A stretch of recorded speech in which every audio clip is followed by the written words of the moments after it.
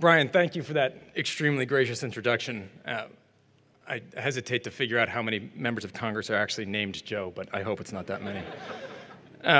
King and Spalding is incredibly lucky to have you next year. Congratulations to you, your family, and your tenure here at UVA. Dean Mahoney, thank you for the great privilege of participating in this weekend's events. From corporate law to academia to the halls of the Supreme Court and the horizons of legal reform overseas, there's not a piece of our legal system that you have not touched. Thank you for your service, your vision, and your dogged dedication to the law. To the class of 2014 and all of your family, your friends, your faculty, and your fellow Cavaliers, congratulations on an extraordinary achievement. You have survived countless hours in the law library, a few too many long nights at the Biltmore, endless caffeine drips at Greenberry's, and your fair share of NGSL nail-biters between teams like Yo Come Party, Jailbait, and even more team names that I will resist mentioning in a family affair. All of that behind you, and now the only thing standing between you and that diploma is me. There's a common saying out there that the 3 best years you'll have as a lawyer are your 3 years in law school. And I've heard that's especially true at UVA. So I figured I'd give you all a little bit more time to soak it in. Go on and get comfortable. It is an honor for me to be here today. As you know, and as Brian just mentioned, my family has a long tradition here at this institution. My grandfather earned his law degree here in 1951. His brother, Senator Kennedy, followed in his footsteps, as did my uncles, Bobby, Michael, and Max. Now, part of that tradition stems from a deep appreciation for the caliber of the legal education that UVA offers. And another part was a recognition that, in a pinch, it's always good to have a family member or two steeped in Virginia law. This was a well-learned lesson. As my grandmother likes to tell it, while our family was living in McLean and my grandfather was the Attorney General, my grandma spotted a starving, neglected horse on a neighbor's farm and organized an undercover rescue operation to save it and to provide it with a more doting owner. Some might call that theft. The neighbor was, understandably, furious. And my grandmother ended up in court, which was pretty serious given that horse theft at one time in Virginia was, in fact, a hanging offense. Luckily, the jury let her off, although I imagine it was an interesting conversation that night between her and the Attorney General.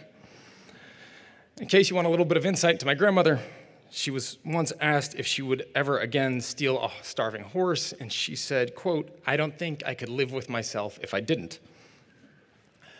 Graduates, it was just a few years ago that I was sitting exactly where all of you are.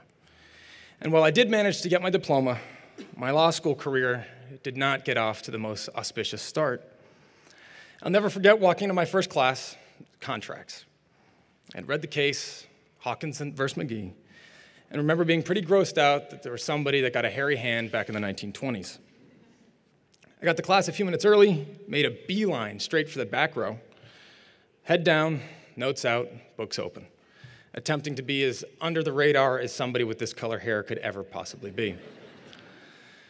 Turns out, it was assigned seating, and as luck would have it, there was Kennedy, big bold letters, right up front. I sit down. A few minutes later, our professor comes whizzing into the room, drops an enormous pile of books on the table. Without missing a beat, turns around, looks directly at me, and says, "All right, let's get started. Mr. Kennedy, what's the definition of a sumpsit?" No hi, no hello, no good morning, no welcome to law school. I don't know. You don't know. I don't know. Mr. Kennedy, did you do your reading? Yeah, I did the reading. So you realize a sumpsit is the first word in your reading? Yeah, I actually circled it because I didn't know what it meant. Mr. Kennedy, do you own a dictionary? Oh, I haven't had a chance to get one yet. Mr. Kennedy, that's what people do when they don't know what a word means. They look it up in the dictionary. Is there anyone in the class that can help Mr. Kennedy? swear to God, every single hand went up. Including, I have to say, the hand of a cute girl in the back of the room that I somehow managed to feel so bad for me that she agreed to marry me a few years later. As she would remind me, that few years was 7 years later. That professor, she went on to become our senior United States Senator from Massachusetts, Elizabeth Warren. And I came to realize, in fact, that Professor Warren didn't do me a great favor, because no matter what else was to happen over the rest of my tenure in law school, it couldn't possibly be as humiliating as those first 30 seconds. So I worked hard to redeem myself over the next 3 years, and on the day that I graduated, I was on a stage very much like this one, walking across, ready to get my diploma. And of course, she was the one to hand it to me. But she couldn't help resist asking me one more time before she let it go, what is the definition of assumption? Thankfully, I was able to come up with the answer. So here's, to the graduates, the only advice I will give you today. Either buy a dictionary or marry someone who knows the answer. It's good advice, what can I say? Thank you. It's definitely the only applause I ever got anywhere near law school. Graduates, there are a few lessons that I could share with you today that this proud and patriotic institution has not already deeply instilled within you. Nearly 2 centuries ago, Thomas Jefferson founded the University of Virginia to be unlike any other in our young nation, an institution of higher education, quote, on which the fortunes of our country may depend, he wrote in 1821. A place that would train students not just for the halls of academia or the courtrooms of our judicial system, but for the trenches of public service, so that graduates educated here would graduate not just with a degree, but with a purpose. In your 3 years here at Charlottesville, this class, the most competitive in the history of UVA law, has proudly shouldered that tradition. You've exonerated a man wrongly accused. You sent an immigration reform bill to the desk of this governor. You used the law to champion issues from autism to housing to wounded warriors and human rights. Tomorrow, each of you will carry your piece of this experience into a country weathering stormy seas, an economy still searching for its footing, threats to our foreign policy the world over, political battles so deep and divisive that they literally ground our government to a halt. But worst of all, a loss of faith, a slowly spreading suspicion that maybe this American experiment has peaked.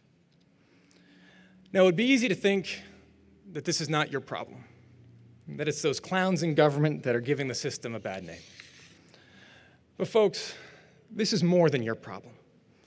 This is your purpose, the very challenge that your founder imagined that one day you might rise to meet, that you would be the ones to prove that our system works.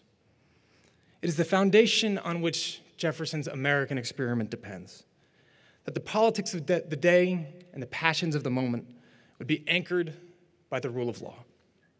And that rule of law, that compass of justice, would carry us forward slowly, surely, steadily, even when our humanity might get in the way. Class of 2014, this is the responsibility and the opportunity lying at your feet. Our laws are the vehicle by which we improve, the mechanism that holds us accountable to the standards that we set for ourselves, the promise made and kept by one generation to the next to build an ever more perfect union. To quote a man who graduated from this very place some 60 years ago, law, my grandfather said, is the form that free men give to justice. As students and soon-to-be practitioners of the law, you become guardians and guarantors of this form today, whether you like it or not. Some of you will write laws, some of you will challenge them, some will enforce them, some will interpret them, some might even break them. All of you will defend them, and in that process, improve them. At the University of Virginia, this is your legacy, your life's work, your problem, and your purpose. This school was founded by a man who declared that, quote, the two enemies of the people are criminals and government, yet dedicated his life to building the latter because he knew that the values that he held above all else, life, liberty, and the pursuit of happiness, would only survive if there was a system in place to protect them and a people willing to hold that system accountable. Because it has never been our government that defines us, but we who define our government. Of course, as generations of lawyers who have come before you can attest, this has never been an easy task. Every lawyer I've ever met has a story or two to carry with them, to light their ways on the tougher days. Mine comes not from a courtroom or a classroom, but from a hot summer day on the streets of Boston. A few months after jumping into my first campaign, 2012, I signed up to march in the Boston Pride Parade with retiring Congressman Barney Frank. For those of you who have ever been to a Pride Parade, you can picture the scene. Block after block of dancing, banners, confetti, and general chaos. And for those of you who have a sense of Barney Frank, you can imagine that he was not particularly amused by any of those things, let alone by the fact that it was about 90 degrees and the parade started about 2 hours too late. We finally got underway.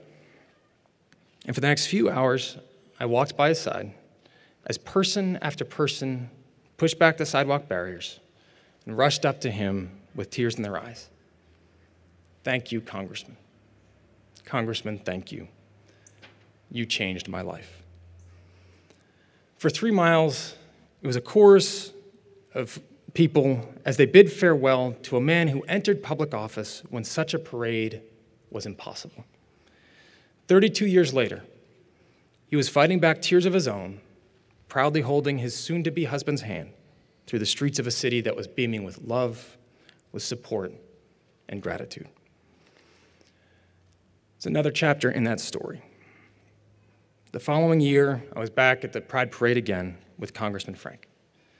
This time, we were joined by my college roommate and professional basketball player, Jason Collins. Jason had recently become the first active male athlete to come out as gay in our major professional sports. He credited with watching the Pride Parade the year before with helping him find the courage to speak up. So on that hot June day, an African-American basketball player stood next to a retired Jewish congressman and a pasty-white, red-haired Irish Catholic. The three of us marched through the streets of Boston in a scene that our forefathers could never have imagined. That is why our laws matter. Because we can't predict the brightness of our own future. Because the new frontiers create challenges that demand a 238-year-old system try to catch up, even if it takes decade upon decade upon decade to make it happen. Last year, I had the honor of meeting a lawyer named Mary Bonato. Mary was the lead counsel on a court case before the Massachusetts Supreme Judicial Court called Goodrich v. Department of Public Health, a case that made Massachusetts the very first state in the nation to legalize same-sex marriage 10 years ago this very weekend. But it wasn't that fact that impressed me most, or the fact that she had taken her fight to every state house in New England before marching it to the doors of the Supreme Court. No, it was the work that she had done for 20 years before, the quiet decades that she had put into the grittier, less glamorous battles, from the AIDS epidemic to equality in housing, public accommodations, and adoption. She had been laying this groundwork for years, with people like Congressman Frank, hundreds of thousands of lawyers and advocates who toiled in the trenches of our legal and legislative system without credit or fanfare. Long before there was ever hope of public opinion on their side, before Jason Collins and Michael Sam became household names, before the Supreme Court would consider that a law claiming to defend marriage could actually degrade it, before a judge in the great Commonwealth of Virginia would declare that, quote, we have arrived upon another moment in history when we the people becomes more inclusive and our freedom more perfect, as she deemed a ban on same-sex marriage unconstitutional. Graduates, your story, our story, is the work of countless quiet heroes who came before us. You and I, we have never known a country where men and women could be bought and sold, where newspapers run ads that say no Irish need apply, and water fountains are labeled colored. We have never worked in a place that could refuse to hire a woman, or lived in a place that could refuse to shelter someone with disabilities. Now the future is ours to form, so that someday, 30 years from now, your children and mine will be on stages like this one and say that they've never known a country where you could be fired from a job because of who you love, or paid less because of your gender, where skin color could still obstruct access to the ballot box, where the system that Americans have fought for and bled for is looked upon with disappointment and distrust rather than admiration and pride. It is easy in law and government to get swept up in the big victories, in the poetry, in the pomp and circumstance, the triumph of justice sought and secured. And to forget that long before the moments that take your breath away, there was a person whose name you don't know, sitting in a windowless office you will never see, with nothing more than a case file, a telephone, a cup of coffee, a stack of books, and a degree that looks an awful lot like the one you are about to receive. Groundwork, vigilance, case by case, hour by hour, person by person. This is the legwork of our imperfect, ever-evolving system, day in and day out, a system maddening yet inspiring, petty yet grand, painfully slow and relentlessly steady. A system that no one person, political party, or ideology can claim. It belongs to every single one of us, ours to debate and discuss, ponder and pressure and shape. And when we do that right, and we do that well, the course of our history is changed. Class of 2014, this is your purpose: to steadily bend the arc of our beloved country towards justice, no matter the headwinds of the day, to prove that the brightest days are yet to come, and that we can still do big and bold things, not despite of our humanity, but because of it. Your country is waiting. May you work every day to make her as good and as graceful as you know she can be. Thank you so much, and congratulations.